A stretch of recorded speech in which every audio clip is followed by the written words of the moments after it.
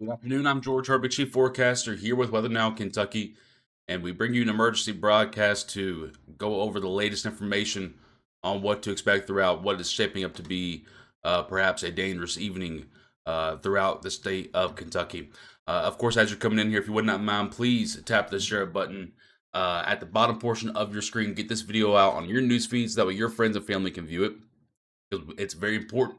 I can't explain how much it's important to get these shares rolling so we can get the folks informed, updated on the latest. There are a couple of changes I want to talk about with you guys. And we're going to roll in. And I'll answer a few questions more toward the end of the broadcast, so stay patient here with us. But we're going to give it about 90 seconds before we start rolling on everything. So make sure you say hello as you come in, of course. Make sure that you're saying, again, sharing the broadcast. Sorry, I'm just trying to get some of these images open for you all. Again, not really liking the trends that I'm seeing on the data.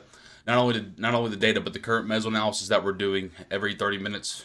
It's quite the environment out there to support all modes of severe weather. I'm sure you can hear it outside already. I've already got new tree damage outside of my yard from about 50-mile-per-hour wind gusts that we just had over the last hour. The dew points that we're seeing today, the moisture returns that we're seeing today, I'm sure you can feel it inside of your homes, or if you step outside, it feels a lot different out there. It's no longer the 50 degrees and nice cool brisk breeze that we had the last couple of days. It's like the environment flipped a switch. And unfortunately, we did see that coming, so we've been forecasting this pretty hard, but I want to make sure we're forecasting it even harder. So if you, again, I'm gonna say it like a broken record today, guys. So you might as well do it. So I'll shut up. Please tap the share button at the bottom portion of your screen. Again, that's going to allow for more folks to get informed and updated. It's going to allow for your friends and family to view it on your news feed. And again, it's going to allow for a lot of folks to stay up to date with what to expect tonight. We do have a different time window I'm going to talk about a little bit. Again, we'll give it about 30 more seconds before we dive into all the information, because I want to allow folks to get in here, get settled in. I know sometimes alerts go out slower or faster depending upon your internet connection. So I just want to give it enough time, so stay patient. If you are just now tuning in, you haven't missed anything. We haven't started anything yet. Good afternoon, Jim, Hunter, let's see here, Juicy, Angie, Ray, over there on YouTube, here on Facebook. Lexi, good afternoon to you. Amy, hello. Wanda, hello. Teresa, hello. Are you live on YouTube? Yes, I am live on YouTube. You might have to refresh because the broadcast first started. But again, we're going to give about 30 more seconds before we start into the information here, because I'm still seeing a lot of the numbers go up. So I want to give everyone enough time. By the way, thank you real quick to everyone that's sharing the broadcast. You guys are doing phenomenal. Again, thank you guys a lot for your help with that. I want to make sure we get enough information out here. We do have a particularly dangerous situation alert day out for today. I did go back and find another time we issued that. So this is our 5th time that we've issued this in our 6 years. And so we don't do this very often. So some of the verbiage and wording that you're going to hear today, just know we do not do this often. This is only reserved for some of the higher end events that we see. All right. So again, we'll give it about 15 more seconds before we really get started here. I want to allow everyone the moment to get in here. So stay patient with me. I still seeing a lot of the numbers go up, and again, I want to make sure everyone has enough time to settle in to get the information that they want and need. And I will answer a few questions toward the end of the broadcast, so if you have questions, just stick around. Smoke with a $20 donation on YouTube. I appreciate that, my friend. All right. All right, let's get going here. Let's get going here, because we got a lot to cover. All right. And again, I will get to a few of your questions here toward the end of the broadcast. As you can see there, we do have a PDS alert day out for today, active from about 5 p.m. through about 5 a.m. Eastern time. So quite a large window here. Again, what we're going to experience today is something that's called a steady state environment, which basically means that unless we see a mammoth amount of rainfall, the storms that come through over and over again will not do enough to tame or calm the environment down. So we do expect repeated rounds of potentially strong to severe weather throughout the early morning hours on Thursday. So as our PDS alert day, here's where that PDS is. And again, this does not mean for places that are not marked you're safe today. No, this is just reserved for the highest of highest probabilities, okay? So, like, for example, Lexington or Somerset or Cincinnati or Owenston or Cynthiana, where you're not shaded, do not think, oh, that's okay, I'm okay, I don't have to watch. No, you're still at a elevated threat today as well.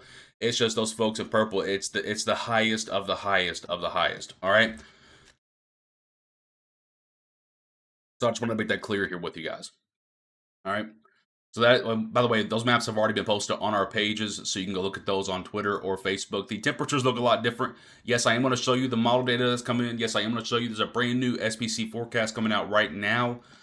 So I'm trying to stall a little bit so we can look at that together here with you guys.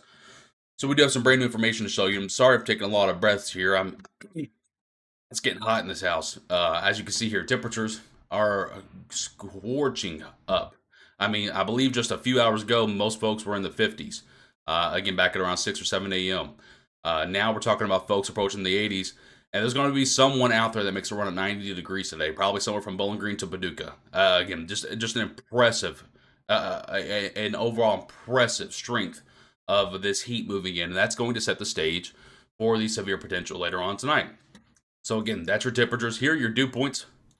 And this is why it feels so sticky out there. We already have a 67-degree dew point reading out of Warren County in Bowling Green. We have a 66 out here in Marshall County. We have 65 in Elizabethtown out of Hardin County. We have 60-degree dew points as far north as Campbell County, up in far northern Kentucky. So the moisture, the dew points, everything is there for storms to really thrive off of. Here are your peak wind gusts even right now. And these wind gusts are just now starting to pick up. They're going to continue to get stronger throughout the day. And I do think we've had readings that are greater than what's being shown here. So far, it looks like the largest I'm seeing is this 48 over here in Nicholas County in Carlisle, Kentucky. And again, widespread, non-thunderstorm, 35 to 45 mile per hour wind gusts will continue throughout the entire day. And that could go even larger, even without thunderstorms being here. So, again, I already have some tree damage in front of my house, and we haven't even seen a thunderstorm yet today. So quite the amount of wind energy at play. Do not get into an airplane today, or else you are going to get sick, because the winds above our heads are rocking 90 to about 95 mile per hour right now. So, very, very fast stuff there. Do we have the new update out from the SPC yet? I don't know if this is a new one or not. I'm going to click on the... I'm actually going to go just straight to Twitter here, because that's if you guys want a cheat code, Twitter is the fastest way to get to the risks. Okay, so it is out. So let's click on Kentucky. Brand new risk map out. Looks like mostly the same.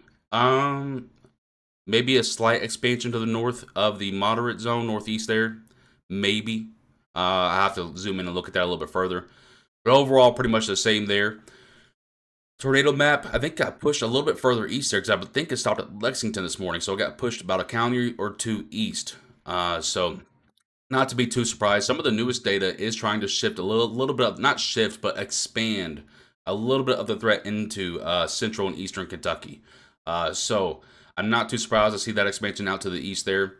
A severe wind threat, and now that this is one of the big changes. This is now a 45 to 59% chance in this pink zone of severe winds. And these hatched areas, by the way, folks, are a 10% probability of significant parameters. So for the wind in particular, would be a 10% or greater probability of 74 or greater mile per hour winds. So very, very tough winds today. And just put that in perspective, that's hurricane force winds. Severe hail outlook looks like this, a 30 to 44% chance in that red zone. I don't think I see any changes here. 15 to 29% risk in the yellow zone. Again, the hatched area being a 10% probability of significant hail of greater than or equal to 2 inches in diameter. By the way, folks, we do have a severe threat posted for Thursday. We do have a severe threat posted for Friday. And we do have a severe threat posted for Saturday. So once again, we do have severe threats all the way through Saturday to go along with some historical rainfall amounts. So quite the long stretch ahead here, folks. It's not just us forecasting. It's not just your local media outlets. It's also the National Weather Service. So what I want to show you here is we're going to kind of zoom out to the regional view here, and I'm going to show you kind of the overlook of the storms, and then we're going to zoom into the local view with the nameplates on, so you can kind of get some perspective. So right now, storms are out there in Missouri, Arkansas, Illinois, so on and so forth. And they're going through a recycling process. So this is the same storm line that was in Oklahoma and Kansas. and Nebraska late last night going through the overnight hours. It started out weaker than forecasted, and then it got stronger than forecasted. And right now, it's going through a recycling process where it's leaving some outflow boundaries for storms to spark later on this afternoon and evening. So I'm going to zoom this forward. And you're going to see kind of just that what I'm talking about there. So see, I got a little bit weaker, and now it's getting stronger once again. And we do have the potential for some prefrontal, what I call jumpers, and these would be supercells that would produce all kinds of significant weather. I'm shooting you straight today, guys. I'm shooting you straight. There's no friendly voice about it. Again, any cell that does jump in front of this line, that does root, that does mature, and gets going, will be a violent storm producer. It just will. That's just how it is. All right, advancing this forward. Again, we do still see the potential for cells to jump up in Tennessee, and even this model, I don't know if it'll be this far east because this is the first time we've seen cells that jump up in front of this line this far east. So I have some skepticism on whether it'll be that far east. It might be more toward the I-65 line, Bowling Green to Elizabethtown to Louisville. Again, this is the first time we've seen these cells pop this far east. Can it be done? Yes, but I do have a bit of skepticism on it. All right. Advancing this forward, you'll see that line. I mean, it's just, you got to see it for yourselves. I mean, it's not pretty. It's not pretty. It does remind me a lot of what happened in December of 2021. Now, that's not to scare anyone, because again, the end result can be different. But the environment we're looking at is very similar, and you guys know our rule. It only takes one. It only takes one to change a life. It only takes one to change the environment. It only takes one to really allow the cap to bust out and to get going. So our hope is that the cap holds until this main line gets here. Because again, any prefrontal jumpers like what we're seeing here and what we saw those last few clicks, that's not what we want to see. And again, I will get into time frames, guys. Please be patient with us here. And again, I'm not as friendly today because I want to make sure we're getting the accurate information out here. And today, I don't want to be your best friend. Today, I want to be your forecaster. All right, advancing this forward here. You'll see those two lines begin to merge together, and as they do, they will briefly be weaker for about 30 minutes to an hour, and then they will strengthen back up as a result of tornado genesis. And tornado genesis is the rapid formation of a tornado, or rapid formation of strengthening of the rotation that may be occurring within a cell. So we saw that back there on Sunday, and that's what led to the 5 tornadoes in north central Kentucky. So we do know that can happen around here, and even out here toward east of I-65, it still has this line after it passes Louisville. And again, I will zoom into the local view here so you guys can see the timelines, okay? So just hang on, be patient here with us. I'm just kind of showing an overview real quick. It still shows this line fully rotating along in east of I-65 to the northern portions toward the I-64 corridor, and then along in west of I-65 down to the south here, around the Bluegrass and Western Kentucky Parkways, still shows the line rotating down there before it finally begins to weaken as it heads out toward, let's say, Somerset, Richmond, Kentucky, the heart of eastern Kentucky right there. And then it finally just kind of just turns into a lot of rainfall, and it still might even be severe by the time it gets out there. All right, so let's zoom into local view now here, and kind of show you what we're talking about on more of a local nameplate here. Again, up here in your top left is your time frames in Central Time. So for Eastern Time, you would just add an hour to it. For example, 11 a.m. Central Time is 12 p.m. Eastern Time, and of course, it's on Wednesday, which is today. Advance this forward, you'll see what I'm talking about, these prefrontal jumpers right here. Again, if any of these get going, it's all bets off. It's all bets off. It only takes one to break that cap open. So if we see one come out, there's probably going to be multiple. Again, don't take these locations verbatim because the model can be a little bit off on location. What we really want to look at here is just a general overview, okay? So don't look at the specific location and say, oh my goodness, this model shows a supercell in Bowling Green at 5 o'clock. No, it could be a little bit to east or west. But yeah, it does show a supercell spawning out in western Tennessee, traveling to the west of Warren County, and taking a direct aim at Elizabethtown and Louisville by about 5 to 6 p.m. Eastern Time. And again, don't take that location verbatim. It can wiggle west and east. I just want you to know the general risk is there for prefrontal jumpers. And you can see out here to the west, you got 4 that just jumped up right there. Now, this can not happen. This could just be wrong by the model.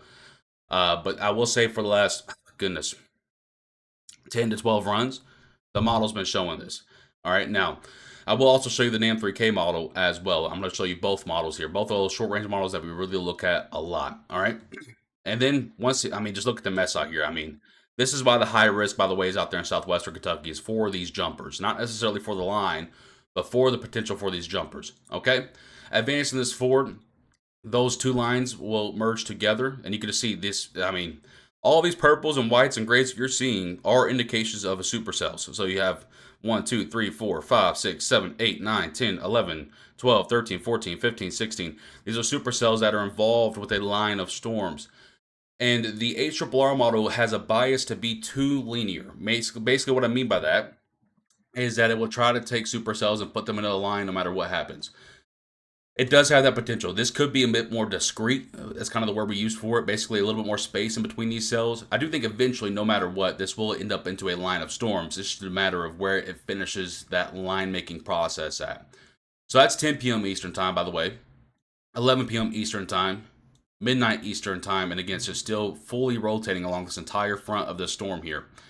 1 a.m. Eastern Time. 2 a.m. Eastern Time.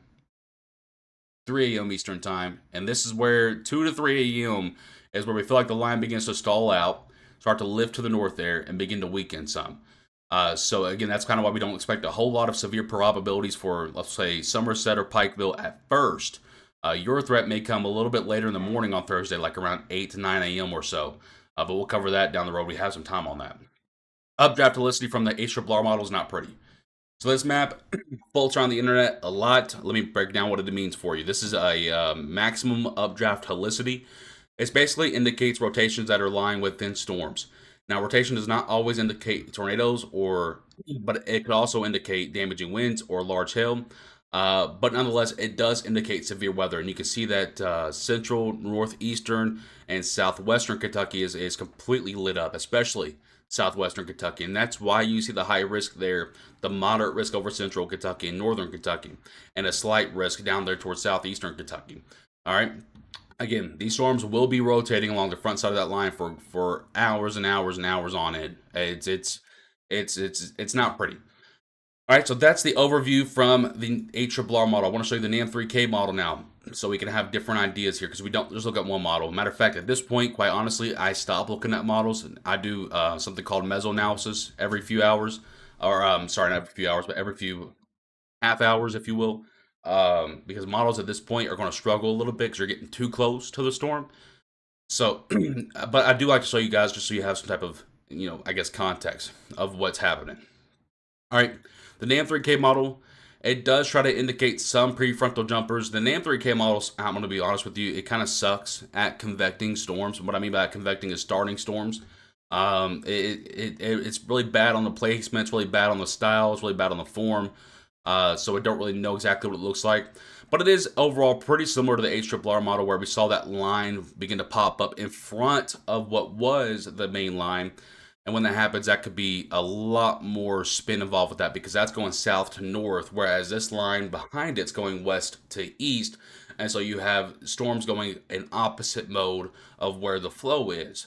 So we know that 9 times out of 10, those storms will be severe, and they could be quite severe out there in western Kentucky. Advance this forward to 9 to 10 p.m. Eastern Time. It tries to break the storms up. Again, I'm not sure how much I'm buying into this. It doesn't make a whole lot of sense to me. I think the model's really struggling, and you can tell that by looking at all this blue that's happening around. I think the model's really struggling here. I think this model's really struggling.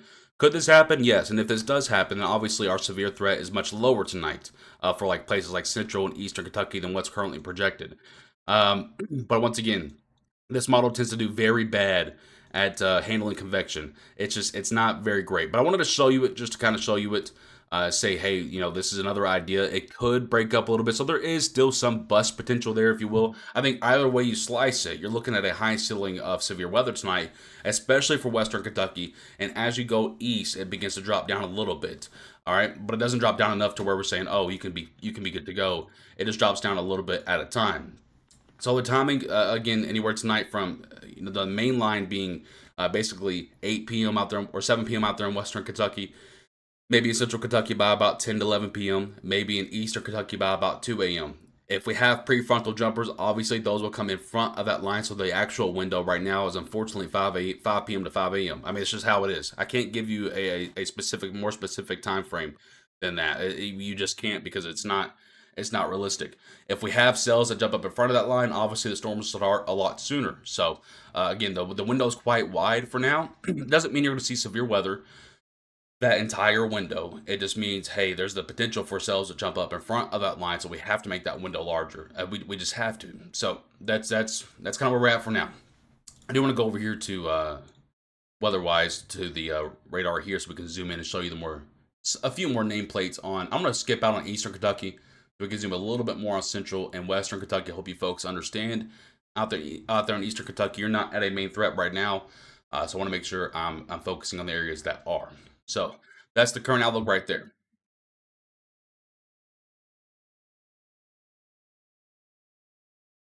Nathan, what we're seeing, that's a good question. He said, what are you seeing in your latest meso analysis? So what we're seeing right now, and here's the satellite for you.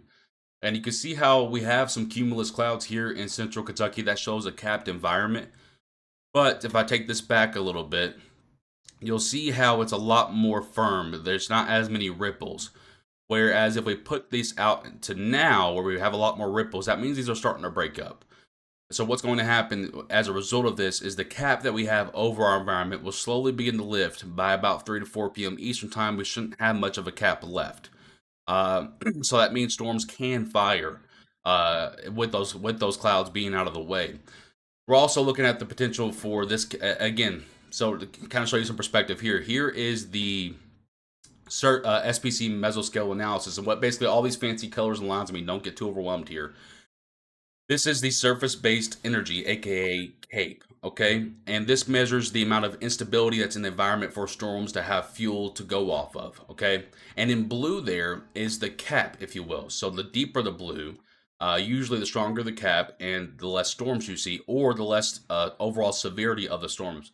Back about 2 hours ago, if I can get my mouse to stay on there, I'm going to kind of show you here, in Central Kentucky to Western Kentucky, look at those numbers there.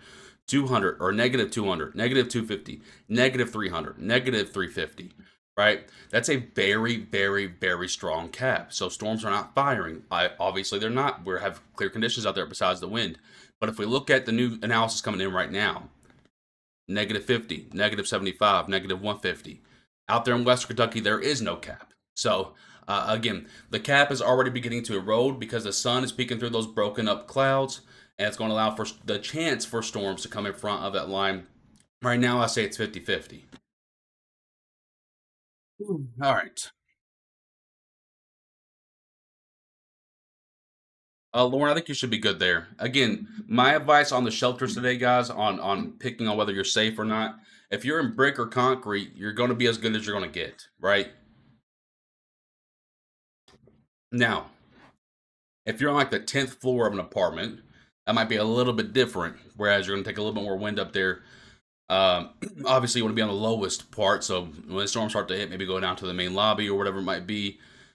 Obviously, you don't want to be caught up on the 10th floor. Let's say a doomsday scenario happens, which I don't think is going to happen, but let's say a doomsday scenario happens and the whole building gets knocked over. Well, now you're going to fall 10 stories to the ground. So make sure you're on the lowest portion of the building. That's why they always tell you folks, lowest portion, most interior portion of your building. $10 donation from Nathan on YouTube. Thank you very much for that. It says, thank you for the insight. I appreciate you, Nathan. Sorry. We've been talking with emergency management across the entire state today, so I'm trying to keep up with all their texts and stuff coming through. Campbellsville, how bad? Again, just please look at the map, folks. You guys are in orange. And again, I'm going to sound a little more blunt today because I don't have, there's going to be, like even right now, we have almost 2,000 viewers across the board. There's no way I'm going to be able to get to every single backyard, folks. So please figure out where you're at on the map tonight. It's going to help you ingest all this information a lot better. Again, anyone in orange, red, and pink needs to prepare for a very long night, especially red and pink or purple, whatever you want to call it out there. Again, I think it's a very long night for a lot of folks. And even if you don't see tornadoes tonight, the hail threat is quite large. I think we can see hail up to baseball. Again, that's not saying everyone's going to see baseball-sized hail, but the risk is up to baseball-sized hail. That's for everywhere in orange, red, and purple. So even for you folks in orange, Lexington, Frankfort, Independence, Maysville, Mount Olivet, Campbellsville, Glasgow, Jamestown, Scottsville, you folks maybe a slightly less tornado threat, but still you have that very large hail threat. You still do have a lower end tornado threat, but still quite there. And you still do have the damaging wind threat. So again, from places orange, red, and purple, which is pretty much over half the state, you need to be paying attention, making sure that you're checking with your local emergency management offices to see where shelters might be at. Ask your friends and family in your community where shelters might be at, so that way you can get there if needed. If you are in a mobile home in the red or purple, you need to be leaving that before the storms ever arrive, or else you may lose your life tonight. And that's not a hyperbole, it's not a verbiage, that's not trying to scare you. That's just the matter of the fact. When you're dealing with damaging winds that are already going like this, when you're dealing with the perhaps significant tornado risk of up to EF2, maybe even EF4, right? You do not want to catch yourself into a structure that is very weak. So if you're in a mobile home and you know you're in that red or purple zone, basically along I-65 to points west, you do not need to be in that mobile home tonight, or you may lose your life. When does it start? Again, guys, the window is 5 p.m. to 5 a.m. The main line is 8 p.m. to about 1 a.m. west to east there. But you could have cells jump up in front of that main line, so that's why we can't get too particular on the time frame. Amber says, "Can I go to sleep if I'm in a basement?" Again, if you are in a red or purple zone, I would not recommend going to sleep until that line of storms, until we tell you it's okay to go to sleep. I don't care what type of structure you're in. I will be live when these storms come through, you guys. You guys know how I roll. Just make sure you have notifications turned on. Make sure you're subscribed or followed wherever you're watching. We're going to be live on both YouTube and Facebook tonight. I won't bug you with questions. No one bugs me with questions. I just try to shoot people straight here. Just want to say thank you for everything you do for us. Thank you very much. I appreciate that.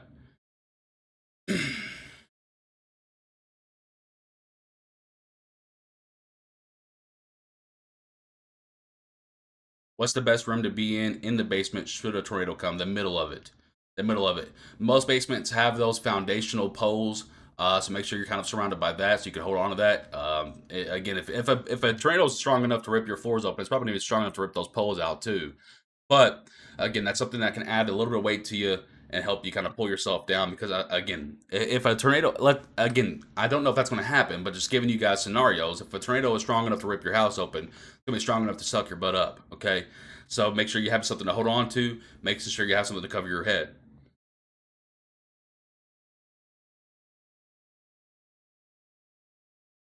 Thank you, Elizabeth. I appreciate that. Thank you again, all the people that are sharing the broadcast, all the new followers. I appreciate you guys coming in and supporting us and trusting us on a night like tonight. And again, the hope is the cap holds a little bit stronger than what we're projecting, what the National Weather Service is projecting. And hopefully, we can deal with just the minimal probabilities. But even the minimal probabilities is quite high for this event.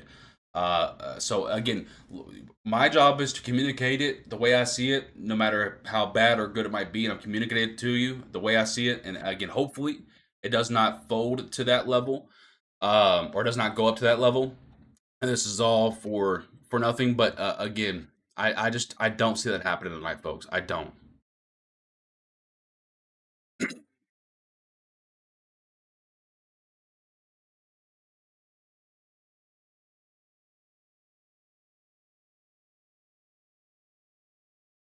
Karma, yes. Caitlin, there's nothing going on right now except for the prefrontal wind gusts that we've been projecting for you guys. So you're gonna hear winds even without the thunderstorms today, up to 40 to 50 mile per hour. Roughly what time in E-Town? This the same time as everyone else, my friend. 5 p.m. to 5 a.m. is the window, and I cannot get any more specific than that. The main line is going to be 8 p.m. to 1 a.m., folks, west to east. But again, we could have cells jump up in front of that line, so we cannot get any more specific on the windows.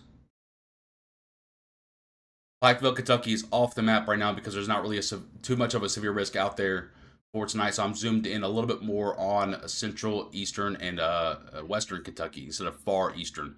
Again, we will talk about Pikeville probably later on tonight. If you do see a severe risk, it would be tomorrow morning. What about new build prefab houses with no basement? Marcus, that's a tough answer because I don't know how your house was built. Of course, as long as you have brick and concrete, again, you're already a step ahead. Um, so again, you should be fine. But and if a tornado is strong enough to take brick and concrete out, it's probably going to be strong enough to take almost anything out. So again, just do the best you can, folks, tonight. My advice again is just if you're in a mobile home or in a trailer, whatever it might be, and you're in that red or purple zone, maybe even the orange zone as well if you want to be a little bit extra cautious, but especially the red and purple zones, don't be there tonight, folks. Go rent a room at a hotel room. I've been talking with emergency management all day across the Commonwealth, and there are a lot of churches opening up um, for shelters and stuff. And a matter of fact, I do want to see if Joey posted this from Hardin County. But you can always just check in with your local emergency management. A lot of them have social media pages um, that you can go to and look at, and they can have all the information for you. I don't think he's posted it just yet. I'm trying to get that shared out for him. But I don't think he's posted it just yet.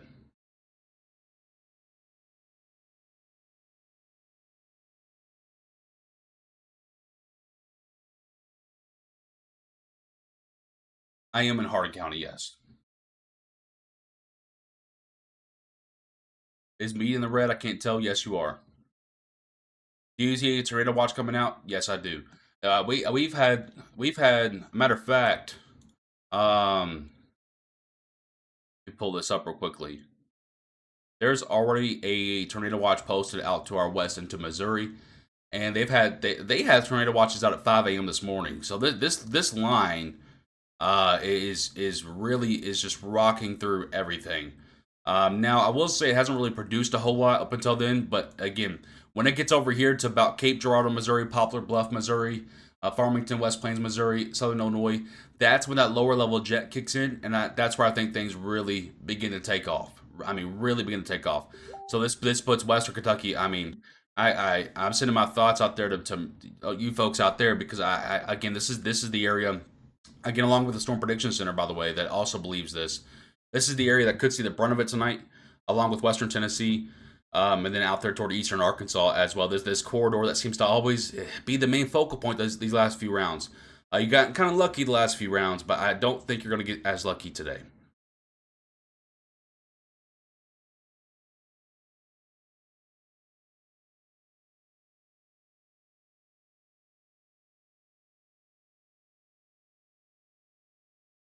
Hey, Aaron. Yeah, I think again, as specific as I can get is 5 p.m. to 5 a.m. And again, I would love to be more specific than that. The actual main line tonight will be 8 p.m. to 1 a.m. But there is the potential for cells to jump up in front of that line. So we have to pull that window back, and unfortunately, just make this one very large window for pretty much all of Kentucky. And I hate doing that because I want to give you guys more specifics, but we just cannot. Thank you, Gubby. Oh my goodness, Stacy, get out of here.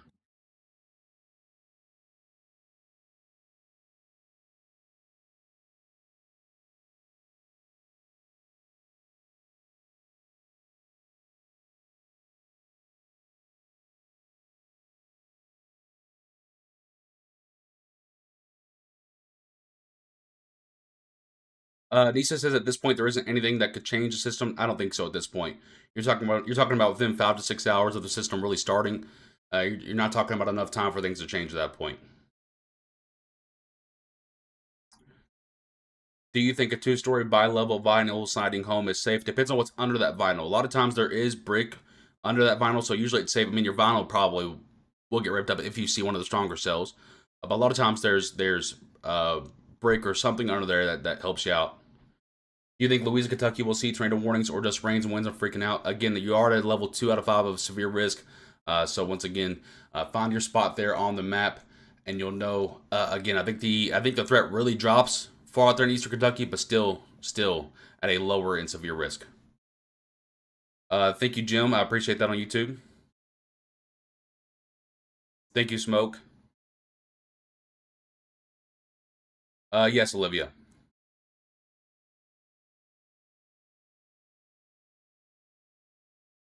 Okay, time is the same for everyone, folks. 5 p.m. to 5 a.m. Main line being 8 p.m. to 1 a.m. Eastern time, by the way.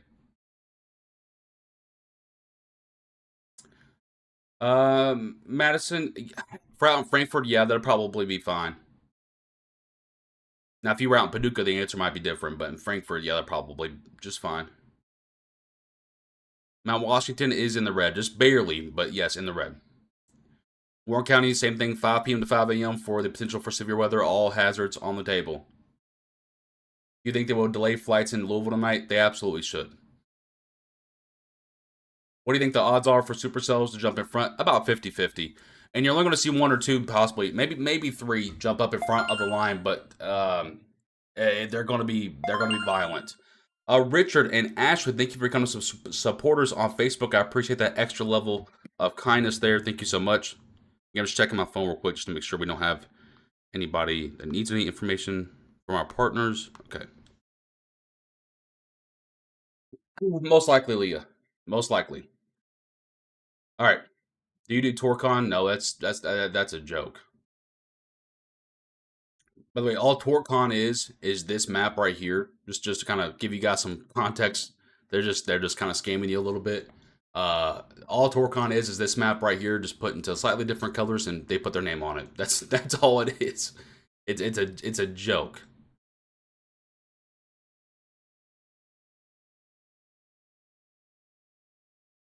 Andrew, a little bit, but we're going to be in a steady state, what we call a steady state environment, so severe weather can even be possible beyond the main line.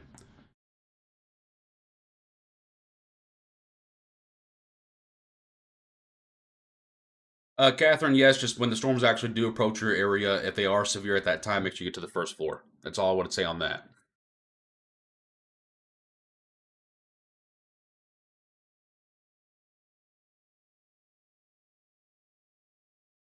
Cleveland, it's just a matter of, let's say the tornado watch just got expanded.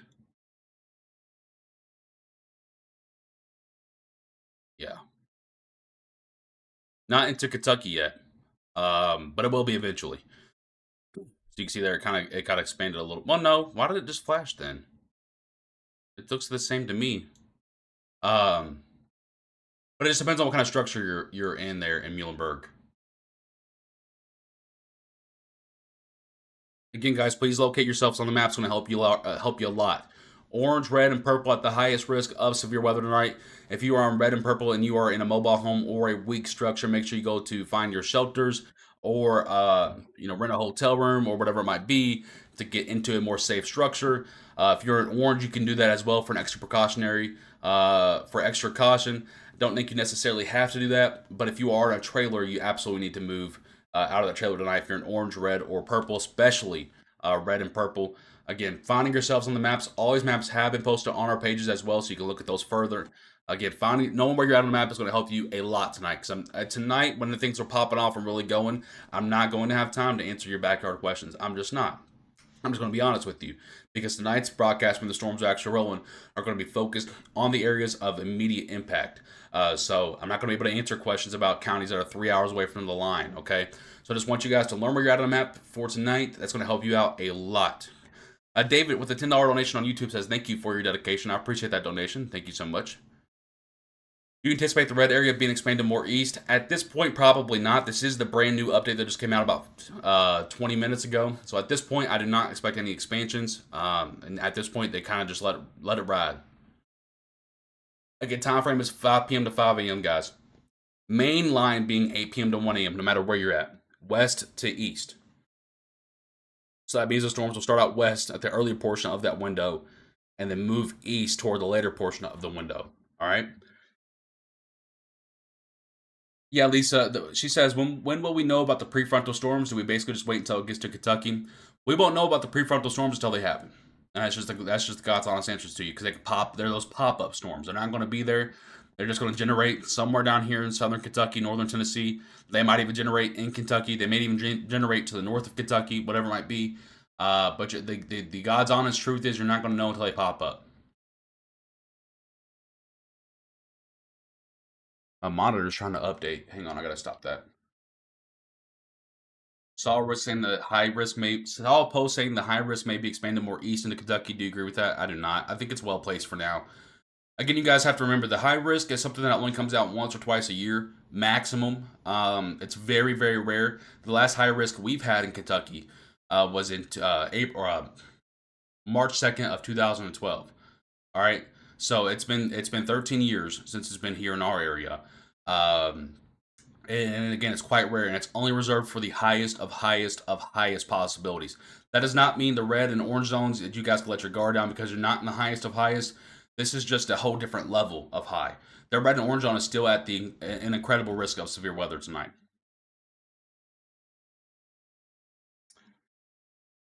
All right, I think at this point it's good to go ahead and end the broadcast. I think we've answered about every question that you guys can throw at us. If we did not get your question answered, I'm sorry about that. Again, we probably answered it at some point in this broadcast, so this video will be on our YouTube and Facebook for you guys to watch up playback. I want to take at least an hour to go refresh myself and get everything. Go get a nice shower in, drink some coffee, take a breath here before things really get going. I'm gonna keep continuing to look at information, probably starting at 2:30. We'll start getting some more update posts out for you guys. But again, it's going to be a long night, so I just want to take an hour to make sure I'm fresh for you guys. I don't want to stay on here too long because I know you guys have things to do as well. Again, safe structures tonight. Making sure that you have your weather radios. You still have time to go get them. A lot of them are at Walmart. Okay, they're like $20. Might save your life. All right. As long as it can be any one. I have this Midland one, for example, but it can be any one as long as it has that NOAA right there on it somewhere that is an official weather radio. Okay. Make sure you have batteries for it, batteries for your flashlights. Make sure you have water bottles, canned foods in case you have extended loss of power outages, which may occur as a result of the damaging winds at the least tonight.